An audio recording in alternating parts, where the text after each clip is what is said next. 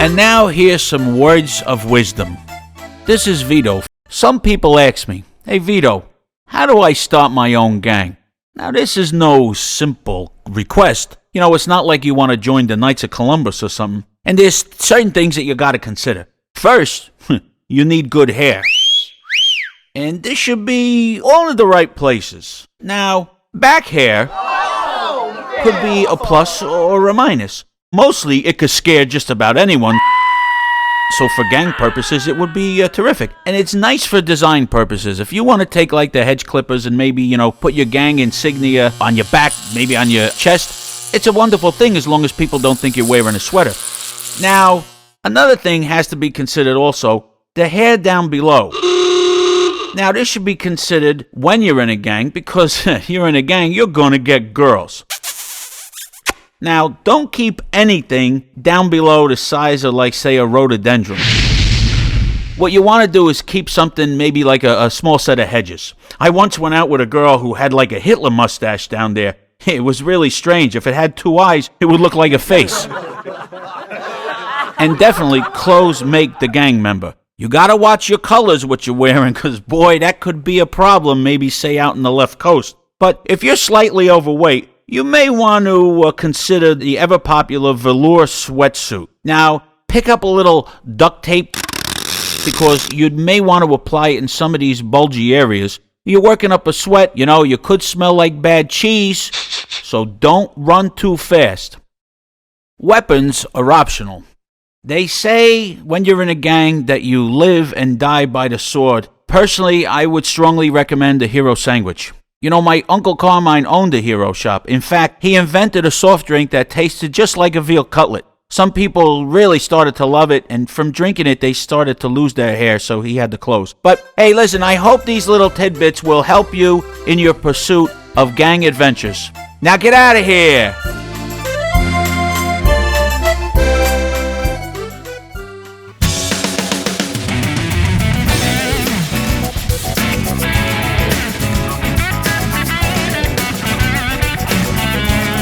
Welcome to this week's episode of Greater Good Radio. I'm Bob Kosh, and we are broadcasting from WOR, 710 AM. We are the voice of New York. Again, welcome, everybody. Hope you had a great week. We've got a good show lined up for you today, and before we get rolling, I want to, once again, as always, invite you to visit the website, www.greatergoodmediallc.com. There's a bunch of stuff that you may want to look at, read, absorb, and we've got a few things coming up. That said, our first guest is, you talk about grit, determination, bouncing back. Mike Shoreman is a former paddleboarding coach with Paddle Canada. In 2018, Mike was diagnosed with a neurological condition called Ramsay-Hunt syndrome. This is a chronic condition causing his face to collapse on the right side. He had hearing impairments, speech problems, and he lost his sense of balance, which really ended his professional paddleboarding career. Mike has experienced a significant mental health journey, and in the months that followed and the months of physiotherapy restraining his brain to walk normally again, doctors said that this was impossible for him and that he would never get on a board again. Though Mike still experiences struggles daily with exhaustion and dizziness, he's back on board. He's reclaiming his identity and building his confidence back up. Now, he's doing something that is absolutely extraordinary. Mike is going to travel an 87-mile stretch of open water between Rochester, New York, and Toronto, Ontario. Mike has committed to the crossing, and he's going to cross this stretch of Lake Ontario on a paddleboard on the 22nd, 23rd, and 24th of this August. It's going to take him 3 days. You talk about a difficult task. I mean, this is like Ironman competition type stuff. And I'm going to let him tell you exactly how this is going to happen. Mike, we really appreciate you coming on the program today. Thank you so much for having me. I am completely enamored with your story, and I want our audience to listen to who you are, what you're doing, which is monumental, and I want them to hear it in your words. Well, thanks. You know, I people like you say it's monumental. I just think I'm just doing, what should be done. So that's very nice, and I'm happy to do it. A little bit of backstory, I guess. So I'm a former paddleboarding coach. For those listening who don't know what paddleboarding is, it's basically surfing with a paddle. Okay. And I was an advanced level coach. And then in late 2018, my chickenpox reactivated as shingles, and it attacked my ear. Oh. So what happened was my face collapsed on the one side, and speech, vision, hearing impairments, and I lost my mobility. Wow. So I went from being, this great paddleboarder to being the unbalanced paddleboarder. I needed help walking, and I went from being really fit and athletic to, not being able to walk unsupported. And overnight, I lost my business. I lost my independence. I lost my social life. Well, and what that did, let me ask you, no, that's okay. And I apologize for interrupting, but I want to just be clear. Paddleboarding, because once again, we're on radio, are you standing to paddleboard or sitting? How does that work? You can do both. Okay. Most people are standing. Okay. We have world championships, and it's being improved to go into the Olympics. Like, there's competitive racing. The world championships is in Hungary this year. It's very competitive. Okay.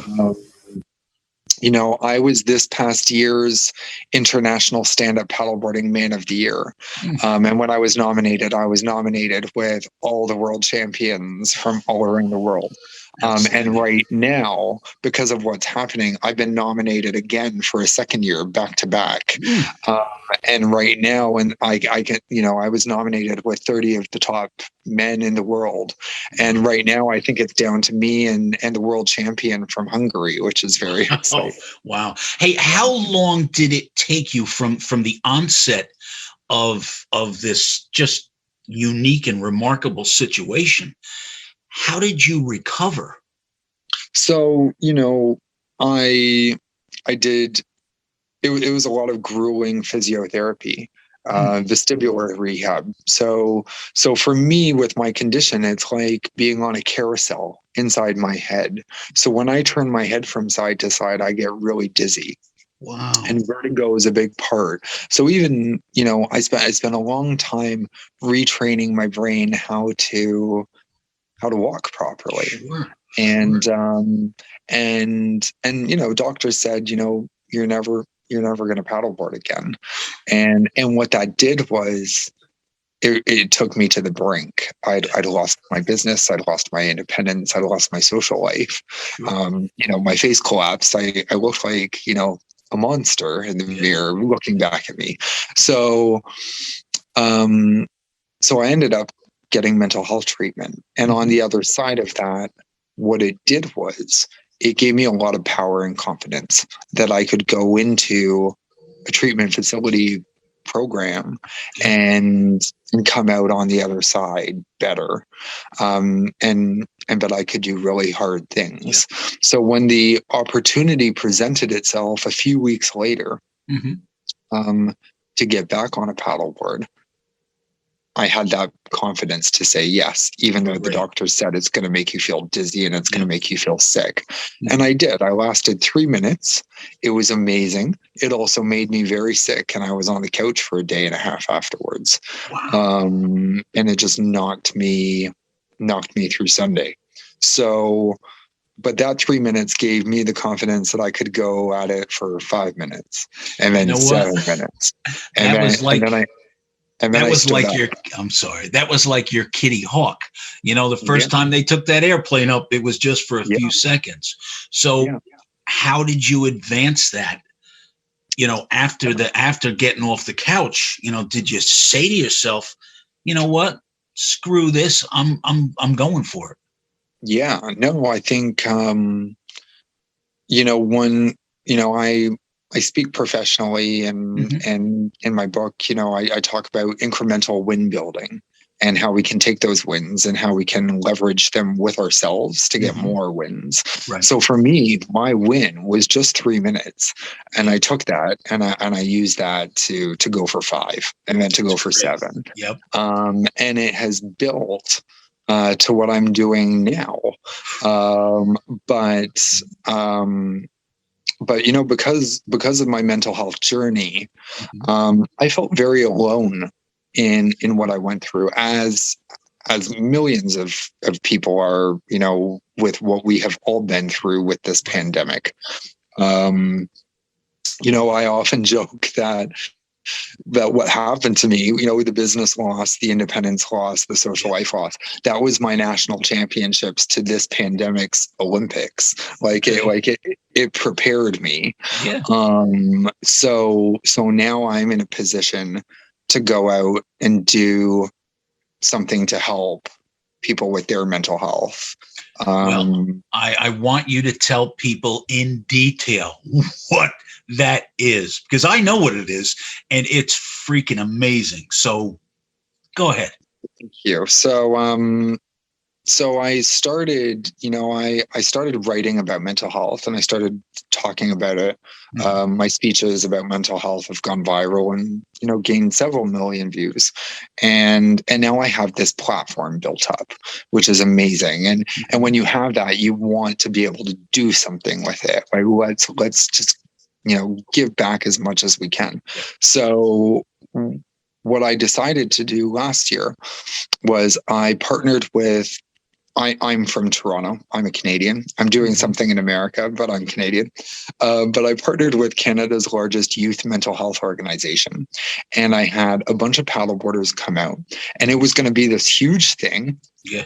And unfortunately, the pandemic, everything happened. And we were days of going into a lockdown in Toronto.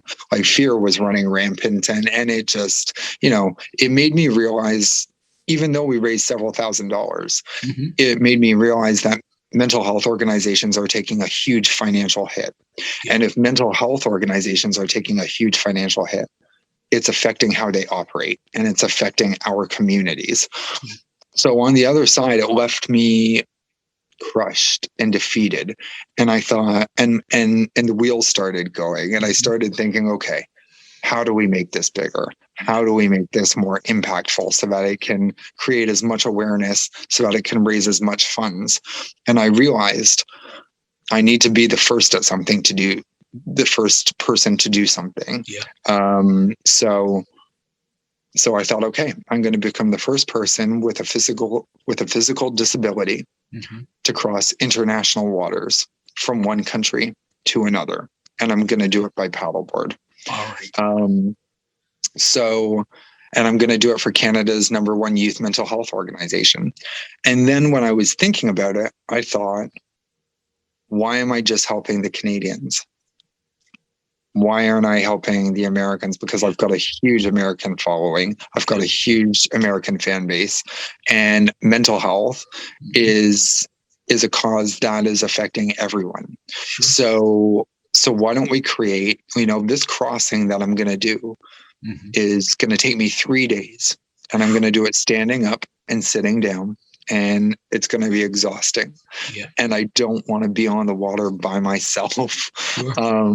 I would rather people be on the water with me. Yeah. So I thought, let's create a 1-day event called Mike Shoreman's Paddle Across America for mental health. And we will partner with 2 of the largest mental health organizations in the United States. So on the first day of my crossing, which is Sunday, August 22nd, launching out of Rochester, we will be launching Paddle Across America, where thousands of paddleboarders, kayakers, canoers all across the United States will be joining me virtually on the water in their locations, paddleboarding, canoeing, and kayaking, and just supporting mental health for the Tyler Clementi Foundation, which is based in New York, and for the Trevor Project, which is based in California. Mike, the armada that will be together for this, I'm just picturing it in my own head, will be fantastic. I can't tell you how inspired I am personally. It's tough enough for me to get out in an inner tube in the water, and here you're going to paddleboard to make a hard left at Rochester and go up to Canada. Please tell our audience where they can reach you. How can they make a donation? How can we all get behind you on this? Wonderful. No, that would be so helpful. This Paddle Across America is, it's going to be on multiple platforms, but people can find it. It's launching later today, the website, but people can find me on social media. I'm on Twitter. I'm on Instagram. I'm on Facebook. I'm on LinkedIn. I'm on all the social media. So I'm Mike Shoreman at the Unbalanced Paddleboarder. This is going for, the one-day event on August 22nd is for American organizations benefiting Americans. People often ask me, why did you choose Rochester? Which is a great question. There have been several crossings of Lake Ontario from New York State over to Toronto, all of them completed by swimmers. Marilyn Bell, for example, is one of the most famous ones. And she went from Youngstown. And when I was thinking about where I wanted to do the crossing, one of the things that came into the decision-making process was the economic factor of Rochester.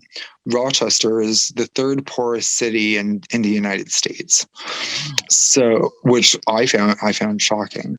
So when I found that out, you think about that and you think, okay, the poorest cities in America, they're the ones who are really struggling. Let's give them a show, and two, let's give them something to celebrate and to bring them more awareness, because the poor cities don't have the output for resources and for support like the cities bringing in big money. Sure. Well, listen, world of respect for you, my friend. Thank you so much for being on Greater Good Radio. Thank you very much, Robert. Starting a business or advancing your platform is no walk in the park. The challenges of today's marketplace should be navigated by those who know its ups and downs. Morgan Taylor has the skill set to provide any brand, organization, or company with guidance for growth. Morgan Taylor Marketing offers web development and creative services for business owners and entrepreneurs. You can contact Morgan at morgantaylormarketing.com or call her at 973-821-3322.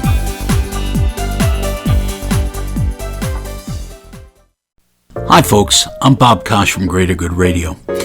Today's real estate market is like nothing we have ever seen before. That's why if you're looking for a home, or a landlord looking to rent your home, or a prospective tenant, someone who needs a rental, it would be a great choice to choose Bonnie O'Malley Real Estate.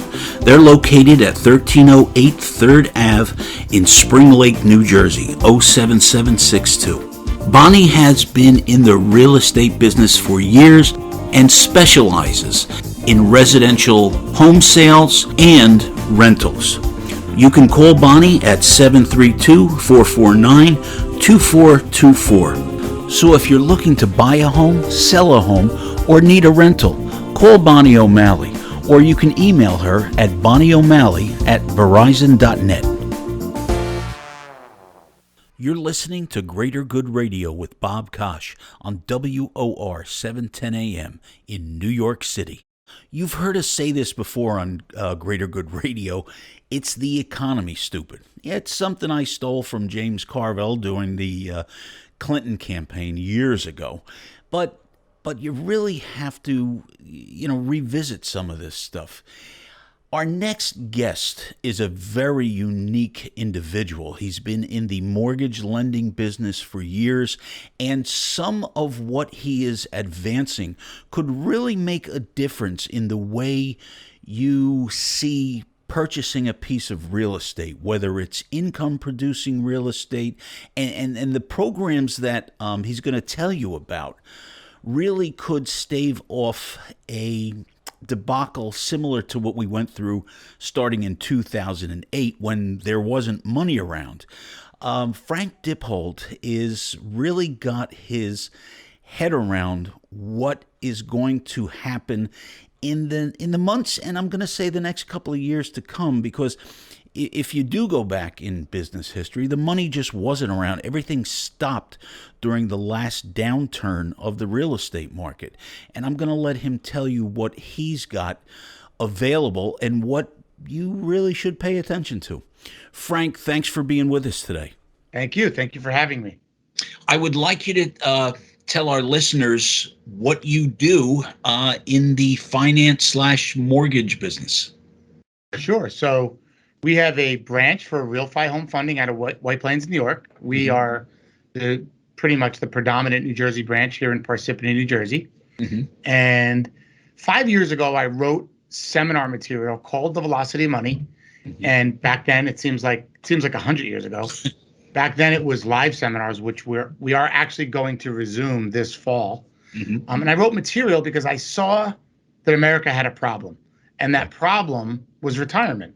I saw that people's finances were not in order when I wrote their loans. Right. So now the solution is that everybody should own 3 pieces of real estate. So my slogan is use the bank's money to buy the property, which is us, and use the tenant's money to pay off the property. And in the end, I show them how to pay off the property in 15 or 20 years using the tenant's money and have $12,000 to $15,000 a month in cash flow in retirement. Most people could live with $12,000 to $15,000 a month in cash flow.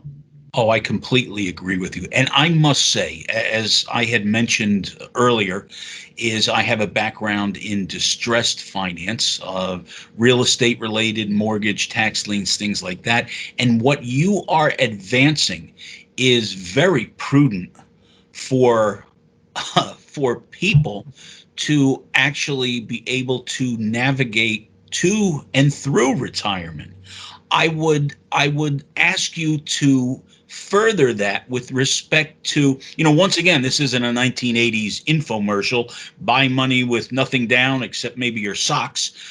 So I want you to get into the nuts and bolts of it, if you would, with respect to how somebody could get involved in something like this. Sure, no problem. So a couple of years ago when I started the seminars were always free in an effort to get people's mortgage loans. No problem, because it's a win-win for everybody. I train and educate you, and then we help get you to the promised land. Then this year, I started a paid coaching program through Velocity Money because I found that people were coming and picking my brain, but whether they were serious or not, that's another story. And so we have a group coaching program, and we have a one-on-one coaching program. But let me explain sort of the dynamic of all of the people that we can help. Sure. There's always 3 groups of people in the room, whether it's virtual or live. There's first-time homebuyers, group 1. There's people who already own a single family or a condo. That's group 2. Right. And group 3 are people who consider themselves real estate investors. Sure. When people want to invest in real estate, because you see all the DIY shows across the country, and it's the new cool thing. You and I were doing this a lot way prior to it being cool. I bought my first property in 1995, not because I knew what I was doing, just because, I was a confident guy. I said, okay, I'm going to buy it. Yeah. But I never followed a formula that I now teach. But what happens is people don't realize the first thing they think of is appreciation and flipping. Right. Both very dangerous games. Flipping you better know the construction cost, and you probably should be a construction company. Yeah. And appreciation is speculative, right? So what you hit that nail right on the head, kiddo. It's speculative. And look, the truth is, the reason why I can teach this is because I did well in real estate, and then I didn't do well in real estate. And when I didn't do well in real estate, I was buying for the wrong reasons. I was buying for appreciation. And that's when I got myself in trouble. I'll tell you a story at a later date, but there's still $500,000 of my money sitting on a mountain in Colorado because I bought for the wrong reasons. Right. So what happens is, first-time home buyers, we created 2 products, 3, 2, 1 and done, which shows people how to buy a 3-family, then a 2-family, then a 1-family, all as owner occupied with very little money down, because you're allowed to do that. Then we had an inventory problem because there's not as many multifamilies, and I created another product called Single Family Fast Track, which shows people how to buy real estate, live in it, move out, buy it again, live in it, move out. Before you know it, you could start this at 27 years old, and at 30 years old, have your 3 properties. Your retirement will be set by the time you're 47. And everything you're saying is very logical. And once again, I've you bought your first house in 95. I think I bought my first in 79. So it's we've both seen the peaks and valleys of what real estate does. And I can fully appreciate what you're advancing. What I want to ask you is, I want to get into your head just like everybody else, but for a very direct reason. The real estate market, and I've had realtors on, we've been discussing this over the past year. You've got bidding wars, things going on. As far as people borrowing money, loan programs, we all know the debacle that these negative amortization products turned into back in 2008. And I wanted to ask you about what types of avenues people have now. If there is something coming back with respect to no income, no asset, equity loans, hard money, if you want to call it that anymore. I want to hear from, because you're involved in this in real time, and I think listeners would benefit greatly from hearing what you have to say. Yeah, we're active, doing lots of loans every month. We did over $130 million last year in our group, so we did a lot of loans. So if you break it down, right, the best interest rate, the best products are the Fannie Freddie FHA. Right. They've been around forever. Rates are tremendous. Those are the full doc loans. People don't even realize that, Fannie and Freddie now have a 1-year program of 1-year tax returns if you've been self-employed for 5 years. So the self-employed borrower was always like, I didn't show that much. And I'm like, well, you could actually do a 1-year program. So that's the best interest rate. But then there is this non-QM world now, which is, I'll give you a couple examples.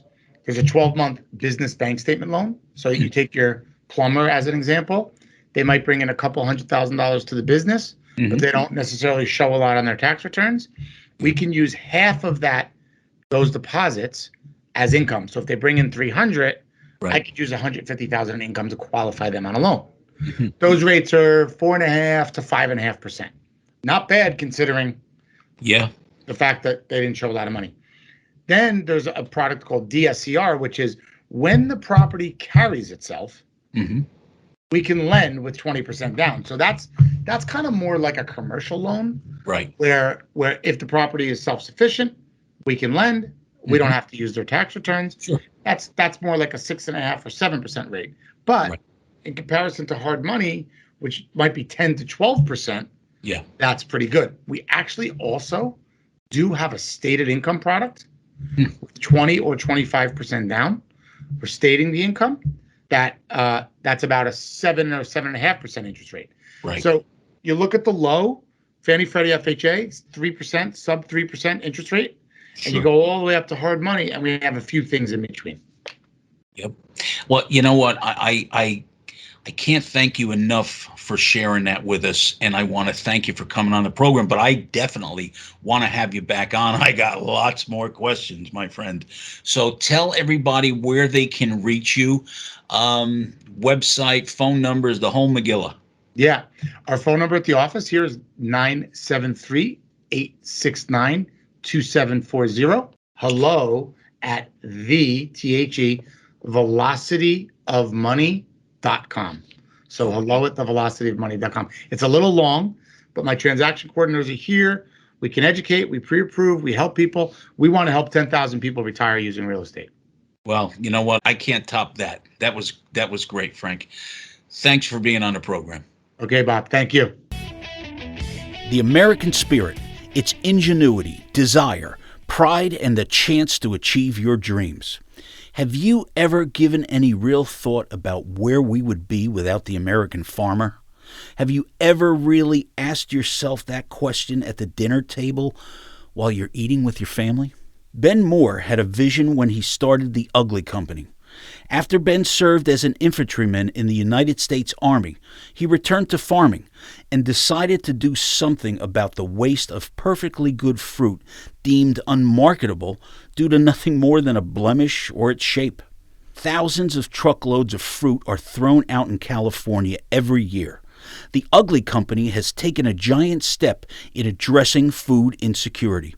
The Ugly Company prevents food waste by upcycling fruit and transforming it into healthy dried fruit snacks.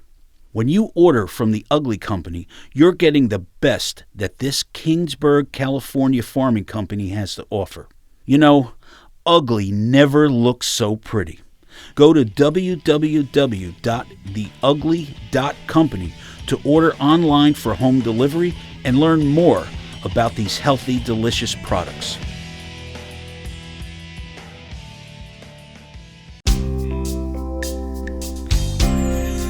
Life is full of peaks and valleys, and between the two, some of those things may have created financial setbacks.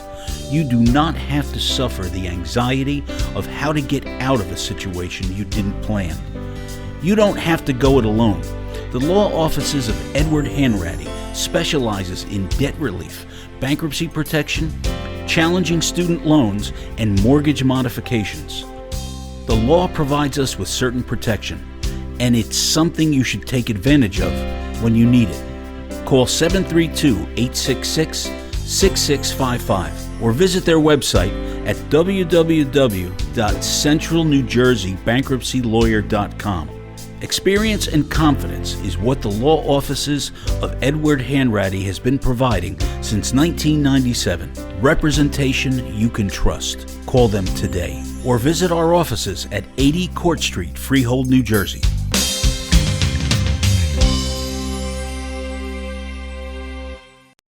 Our next guest you have heard before. We are very lucky to have Ben Moore of the Ugly Company back on the show. As you know, Ben is a farmer in California, in the town of Kingsburg.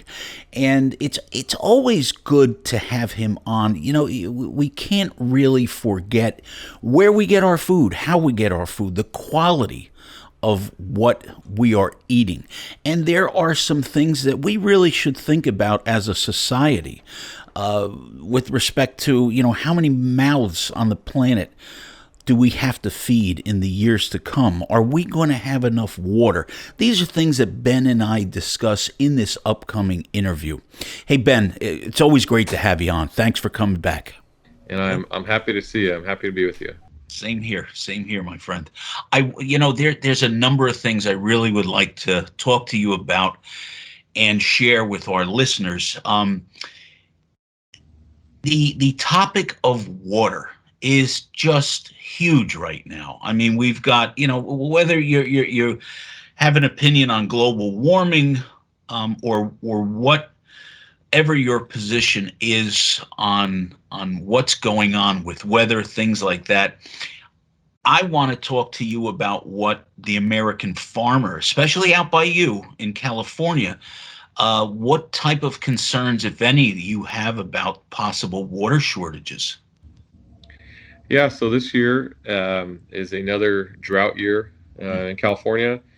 And essentially what that means for us in real time as of today, that right now we're irrigating all of our crops off of well water. We don't have any surface water that's coming from the mountains. And generally, just so you have a general understanding of how water works for ag in California, the whole state is divided up into different irrigation districts. Um, we have a certain amount of snow melt that comes from the mountains that's captured through a system of reservoirs and rivers and then irrigation canals. And every area has a certain allotment of water that you will get from that essential snow melt. And it gets divvied off into cities, to farms. Some of it goes out into the ocean, you name it. And as of today, normally on a year, we would be getting surface water to irrigate our crops with. We have none this year, and so all of our water that we are using to irrigate with, we are pumping from the ground. Wow. Now, is that going to present a problem if, in fact, the surface water that you're talking about doesn't come back next year? Yeah, so it's really more of instead of looking at water issues as a 1 year problem, it's more of a kind of a 3 to 5 to 10 year problem, because you have to look at, okay, if we're short on surface water this year, what does that then mean for next year and the year after? If we have a really rainy year next year, we might be back to normal, back to right where we are. But where we ran into problems, most recently was we had probably 3 or 4 years of drought in a row, and all of our wells started going dry because the water table kept getting lower and lower as we're not replenishing that water with surface water. So in the short term this year, the water shortage, what that means for us essentially is, a short-term increase in cost. It takes more electricity to pump water rather than getting your surface water. Right. But the real problems will start to show next year if we don't get a rainy year and any snow melt to irrigate with surface water. Wow. Well, I got my fingers crossed, and I want to speak to you also. You and I have had some conversation about labor. I understand this is really something that's impacting farming also. Yeah, so it's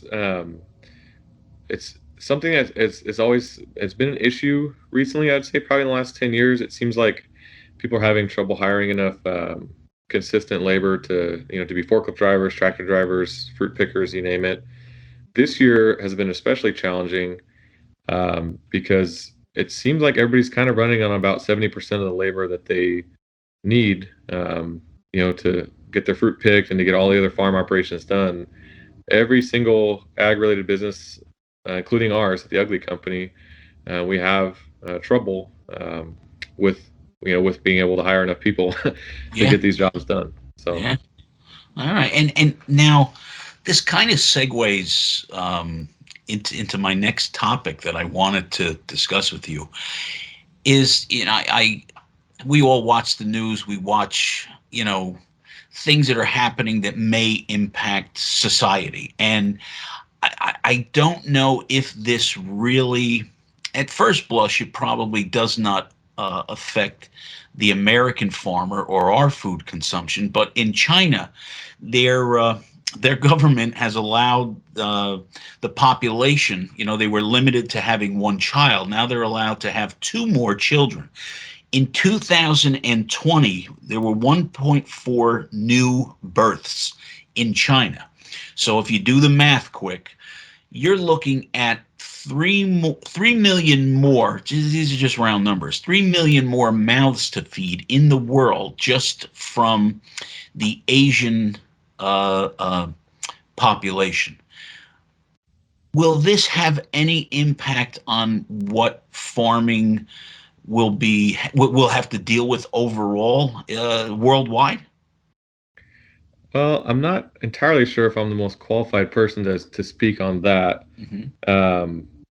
It seems really interesting, with a population growth. Right. Like you just said, there would theoretically be more people that need to be fed. We do export a lot of ag commodities to China. Mm-hmm. Almonds, where I'm from, being I think one of the largest exports that we go to China. So yeah, if there's more people, the market increases. that would necessarily mean there needs to be more almonds to export. However, I think you probably need to look at that on a bigger scale. I was just reading a couple days ago that our birth rate in the U.S. has plateaued. So I guess if we're not having as many babies here, then and there's more babies in China, that maybe it evens out. I really don't exactly know how to answer that. Yeah, but you know what? This is all. It's all about discussion in my head. It's not even. I'm not even pressing for an answer. I just think it's healthy things for all of us to think about, because if it comes down to food and water, Ben, are we living in the Hunger Games? Who knows? Um, Yeah, it's something I've thought about a lot. Just in the Kingsburg, the town I'm from, that I've grown up in. I think from when I was born, there was about 7,000 people in our town, and now there's, I think, a little bit over 11,000. And all of these little areas in town, hey, this used to be the edge of town, and it used to be a vineyard there. All those areas that are getting dozed out, and we're planting houses instead of trees and vines. Yeah. So I wonder that all the time. Like, I wonder what the breaking point for the planet is. Yeah. As far as there being more and more people, but there's still also a lot of open space around, so I really don't know, but I definitely think about it in passing here and there. It's something, you know what? It's something to think about, and why we're on the air anyway. And that really does segue into my next comments, because I want to hear what your thoughts are, because once again, I do not have the answer. There really is a big push by restaurants and food purveyors as a whole about a bigger slice of the meatless market. They're making hamburgers out of everything from cashews to cabbage to who knows what. So my question is, once again, where are they going to get this? And it really bounces back to what you just said. If you don't have the vines and plants growing, and you've got a 3-bedroom townhouse in its place, where are they going to come up with the remainder of this material, I'm going to call it, even though it's a food product, plant-based? As a farmer, what do you believe is the future here? Yeah, so the meatless, I guess the innovation in meatless products has been really interesting to watch, because on one hand it seems fascinating. Hey, you can get more nutrition more efficiently through a meatless product. And on the other side of it, I often think of like, well, I try and eat the least tampered with products that there is, right? I mean, with the products that we make at the Ugly Company, there's no added sugar, preservatives, ingredients. Right. And so you kind of look at like, well, what's the difference between eating a pig and something that tastes like a pig that's got about 10 billion things in it that I can't pronounce? So I think that's interesting, but I'm not scientific enough, I guess, to know if it's good or bad for you. From what I understand, as far as I know, livestock production on a per acre basis is relatively inefficient compared to growing, a corn or something like that, or soybeans or whatever. So I think you get a higher yield per acre. So I would imagine if you're replacing a meat product on the shelf with one that's made from, grown alternatives, I don't think you would necessarily have a problem as a 1-for-1. Hey, we're running out of farm acreage. It seems like you could theoretically keep getting more and more efficient. But all in all, it all kind of reminds me of Soylent Green, which I know we. That's not a comparison they like, but it's kind of funny because it makes me think of all the changes that humanity is going to go through. Yeah. And I think farmers will always find a way to meet that need, that growing demand, if it's there. So, and hopefully it's not Soylent Green. Yeah, and the biggest line in Soylent Green at the end: Soylent Green is people. Yeah. Hey, just tell us what's new and exciting with the Ugly Company. What do you got going on? Man, so what's going on with this? We got a lot going on. We have a new product coming out. I'm not necessarily ready to release it yet, but we've been working on a new product, a new opportunity that came up with one of the growers here in the area had a surplus of a kind of fruit we've never sold before. And I'm pretty excited for that to finally hit the shelves because it's a super, super tasty product. Okay. And I'll be very excited to release that. we have another episode of our little series coming out called Heart of the Valley with one of the growers that we work with, a good friend of mine. I'm really excited for those episodes to get rolling, people to see them. And other than that, it's right now for us, it's just about the grind. It's about taking that fruit that would have been tossed out and getting it up to the processing plant, which, let me tell you, this summer has been quite a challenge. Yeah. I mentioned having labor issues earlier in the show, and a really specific example of that I would like to share with people to kind of illustrate some of the challenges that we have when working to upcycle fruit. So if you go to the grocery store and you go to buy a peach, 9 times out of 10 there's going to be a little sticker on that peach, a little plastic sticker with a barcode. Right. When you're working to upcycle fruit, most of the fruit that we have available to work with has been stickered, or is then mixed in with fruit that's been stickered. Because if you've ever been in a packing shed, you'll see, okay, there's fruit that comes in, there's different stages of being sorted. That final sort out happens when the fruit comes down the belt, and the ladies will take it from the belt and put it in their box to whichever retailer it's going for. There's a specific sticker for each retailer. And if that fruit has a defect on it that they catch last minute, they'll then put that fruit on the sort out belt. Well, now it has a sticker on it, and right now to remove those stickers by hand often costs about as much as it would to grow the fruit. Wow. It is not, and we are not set up in a very efficient way to deal with that. Right. And it creates a real pinch on us and the growers when you're looking at, well, we already don't have enough forklift drivers to handle the fruit coming in. We don't have enough people to go pick the fruit, and now we're trying to make a value added product. Yeah. And now there's a sticker in the way. We don't have enough people to take the stickers off. Wow. And it's just something that none of us would really think, oh, well, you just take the sticker off. But it is labor intensive. Yeah. Yeah. And say, oh, why don't you make an automated way to take the sticker off? And it's like, well, we've got that figured out, but that's another $1 million to install a system. Yeah. Last minute, we weren't planning on needing to install this year. So, wait, you're telling me you don't have a quick $1 million in your back pocket just to take care of this? I wish I did. I really wish I did, but I guarantee I do not. Yeah, no, I hear you. Hey, Ben, tell everybody where they can hear more about the Ugly Company. I just love what you're doing. I can't say it enough. I eat your product almost every day now. Well, I appreciate that. I thought you were looking pretty good. I thought you were looking lately. It must be helping you out a little bit. And Mom said I had a face for radio. Boom, boom. Yeah, we were just joking before we got on this episode. I'm glad that the camera's not on. People are only listening to us, not looking at us. But anyways, yeah. So if you want to learn more about our company and you want to try some of our products, the easiest way is go check out our website. It's theugly.company. We have all of our products on there for you to try. We have informational videos.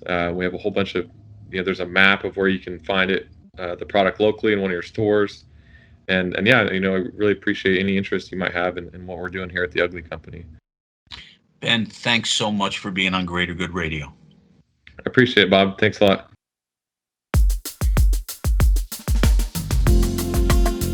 If your business needs advertising or a promotional video, turn to the best video in Connecticut, Hollerin Media Productions. Or if you need videography or editing for your special event, maybe a wedding, just remember, bestvideoinct.com. Hollerin Media Production has been putting messages in motion since 2005, pleasing customers and maintaining an A+ Better Business Bureau rating. For television, radio, social media, business meetings, music videos, or group occasions, Hollerin Media Productions, putting messages in motion since 2005. Call them at 203-258-4182.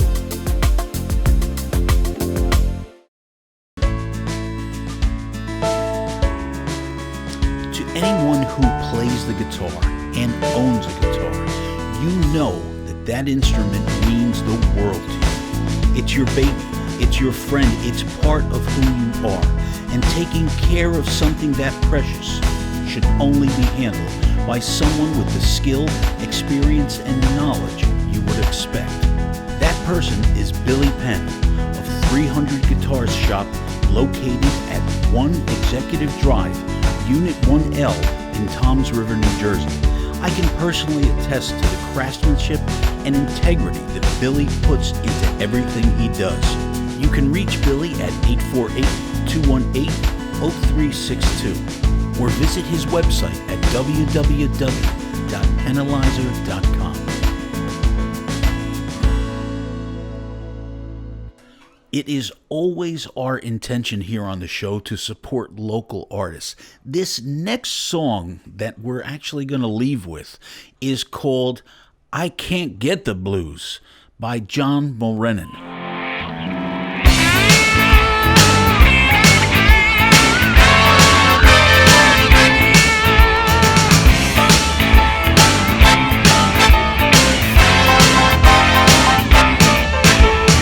Life of crime and working overtime. If it wasn't for my ravings, I'd be going blind. It took me half a day to get over here, fighting for the traffic and me a shot and beer. There's only so much crap that a man can take before it starts to lose it and it starts to break. But I don't play that game, yeah, it's out of my mind. When the whistle blows, I'm feeling fine. I can't get the blues.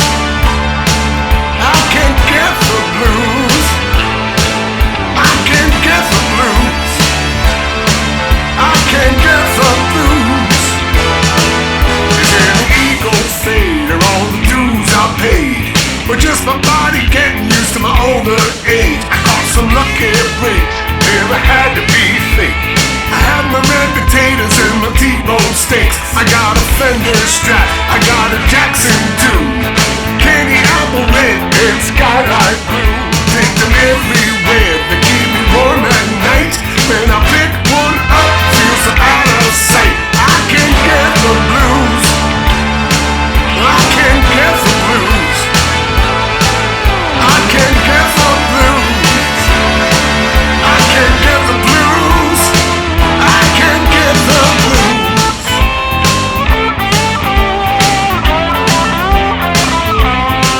I don't read the paper. I don't watch the news. 'Cause they ain't saying nothing but the daily blues.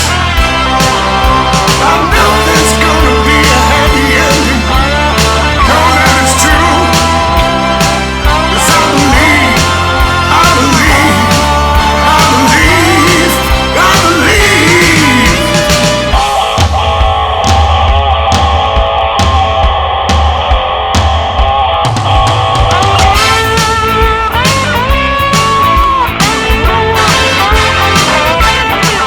I'm gonna have some fun, gonna carry on.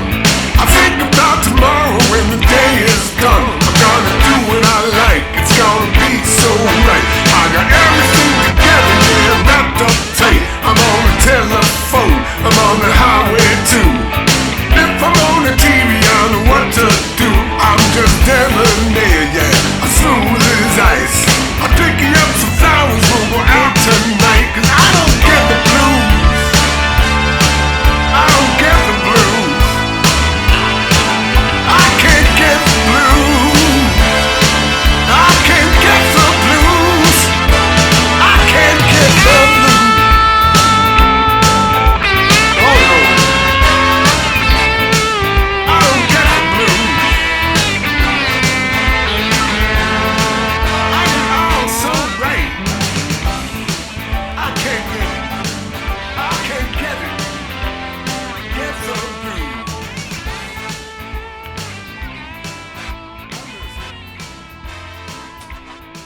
Well, everybody, that's all we've got for this episode of Greater Good Radio. Can't thank you enough for stopping by, and please tune in next week. Same bat time, same bat channel, if you remember that slogan.